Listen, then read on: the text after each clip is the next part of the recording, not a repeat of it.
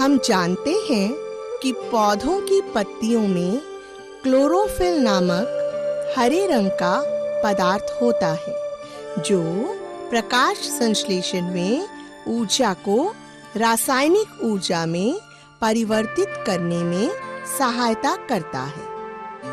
वायु उच्च दाब वाले क्षेत्र से निम्न दाब वाले क्षेत्र की ओर बहती है।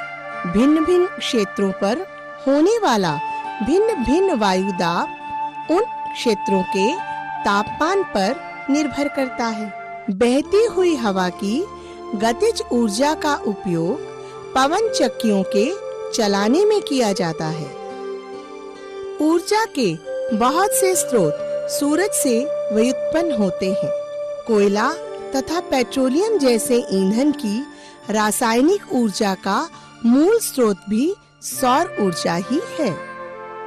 वाष्पोत्सर्जन यानी ट्रांसपीरेशन, श्वसन यानी रेस्पिरेशन और वाष्पीकरण यानी इवेपोरेशन द्वारा भूजल सूर्य की गर्मी पाकर वाष्प बनकर वायुमंडल में पहुंच जाता है और जल की बूंदों की स्थितिज ऊर्जा अधिक हो जाती है।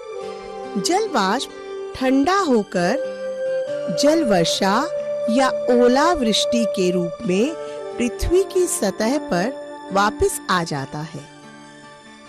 इस प्रकार जल की स्थितिज ऊर्जा गतिज ऊर्जा में बदल जाती है। ताली बजाते समय हमारी पेशीय ऊर्जा ध्वनि तथा ऊष्मा ऊर्जा में रूपांतरित हो जाती है। विद्युत जनित्र यानी जनरेटर या डायनामो के द्वारा यांत्रिक ऊर्जा का विद्युत ऊर्जा में रूपांतरण होता है। इलेक्ट्रिक मोटर, विद्युत मोटर विद्युत ऊर्जा को यांत्रिक ऊर्जा में रूपांतरित करते हैं। विद्युत बल्ब में विद्युत ऊर्जा का प्रकाश तथा ऊष्मा ऊर्जा में रूपांतरण होता है। माइक में ध्वनि ऊर्जा का विद्युत ऊर्जा में रूपांतरण होता है। जब ईंधन का दहन होता है तो रासायनिक ऊर्जा का ऊष्मा ऊर्जा में रूपांतरण होता है। संक्षेप में हम कह सकते हैं, जहाँ भी कार्य हो रहा है वहाँ ऊर्जा रूपांतरण भी हो रहा है। ऊर्जा संरक्षण का नियम, law of conservation of energy.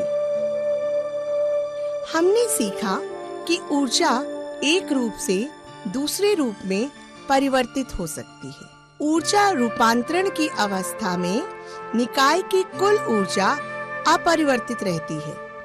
यह ऊर्जा संरक्षण का नियम है। इस नियम के अनुसार ऊर्जा केवल एक रूप से दूसरे रूप में रूपांतरित हो सकती है, न तो इसकी उत्पत्ति की जा सकती है और न ही विनाश। एक सरल उदाहरण पर विचार करते हैं। एक m द्रव्यमान की वस्तु h ऊंचाई से स्वतंत्रता पूर्वक गिराई जाती है। प्रारंभ में वस्तु की स्थितिज ऊर्जा mgh है तथा गतिज ऊर्जा है 0, क्योंकि वस्तु का प्रारंभिक वेग 0 है। जब वस्तु गिर रही होती है तब इसकी स्थितिज ऊर्जा गतिज ऊर्जा में परिवर्तित होती रहती है। धरती पर पहुंचने पर ऊंचाई h 0 हो जाती है और स्थितिज ऊर्जा भी 0 हो जाती है। यदि धरती पर पहुंचने से ठीक पहले वस्तु का वेग v है तो वस्तु में गतिज ऊर्जा होगी 1/2 mv की घात 2।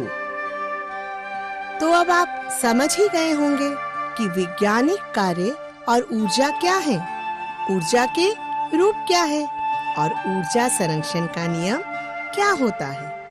धन्यवाद।